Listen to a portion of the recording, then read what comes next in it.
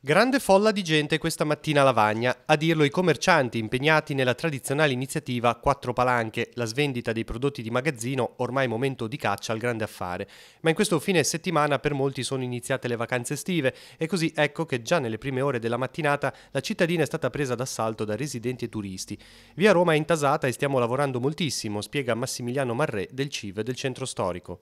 Ho fatto un giro un attimino fra i miei colleghi e devo dire che ci sono tante proposte interessanti e la gente, come tutti gli anni, approfitta di questi momenti per fare uno shopping un po' più abbondante, visto che poi comunque stiamo arrivando quasi alla fine dei saldi e quindi è un'occasione veramente ghiotta per portare qualcosa a casa di bello. Nonostante oggi i veri affari si facciano altrove, ad esempio su internet, e l'interesse della gente sembra spostarsi o nei grandi centri commerciali o appunto verso l'e-commerce, il tradizionale sbarassu attira sempre molti curiosi. Devo dire che è qualche anno che riflettiamo su come poter rinnovare il tipo di manifestazione e tutto, però poi alla fine ha sempre avuto un buon successo proprio perché piace questa formula delle bancarelle fuori dai negozi, la tipicità dei carugi delle nostre zone aiutano moltissimo a creare una bella atmosfera. Poi adesso la edizione estiva è anche più fortunata perché normalmente c'è bel tempo e tanti turisti.